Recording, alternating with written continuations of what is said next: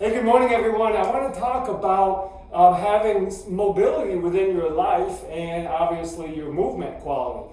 That could also mean flexibility, right? I have to be flexible as a person moving, but I also have to be flexible in my life, in my business, in my personal life, in my social life. You have to have flexibility. You have to be agile. You got to be able to move around and be quick. You have to do the same thing in business, in your personal life. So let's just talk about some qualities that we have to be able to develop. And let's start at level 1.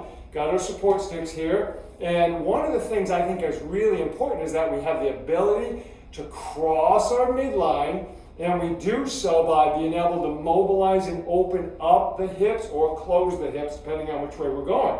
So one of the exercises I like to do is just by starting here, and we just kind of step across, and then notice every time I do this, look at my front foot turns to the direction I want to go, and that's allowing me to open my hips fluidly and then push off, versus being here, leaving this foot here and trying to fight across. It just doesn't work. That's not being very mobile, flexible, or fluid. I want to be able to flow through these movements very easily, right? I can do the same thing going backwards. Now notice I turn here, push, and then I step back. Turn, allow my femurs, my upper leg, my thigh to have room to pass by the other leg.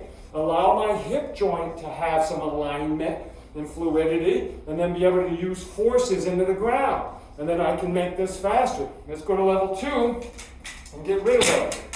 So now, maybe I want to do it with a little bit of a bounce, and I want to be able to use that nice fluid movement. This is awesome for adults to be able to maintain. And then maybe I want to go backwards and push and open my hips quickly there. Then let's go to level 3. Now we're going to add some distance, some explosiveness, and maybe we're going to add something at the end to maybe give us a little bit of sport specificity if that's what we choose to do. So I can go here, push, maybe get down, push, pass the ball, push, hit a tennis racket. Maybe I'm going to back up. I'm going to back up out of room, give myself some space, and I'm gaining distance. I'll go back to forward and I'll explode. To me, I love that stuff because it creates fluidity in my movement, and I'm learning to move my pelvis, produce force while I'm moving my pelvis, and create pathways for my legs to move. So I move my pelvis. If I don't move this leg, I block my pathway. If I move this leg, now I'm very agile, very fluid, and I have mobility to move each leg in their own stance phase or movement phase. So hey guys, try this. This is awesome. Give yourself some intervals with this. Do maybe like 30 seconds, of some movement. Rest, repeat. Great workout. Can be low intensity, can be extreme high intensity. Hey, we'll see you tomorrow, guys.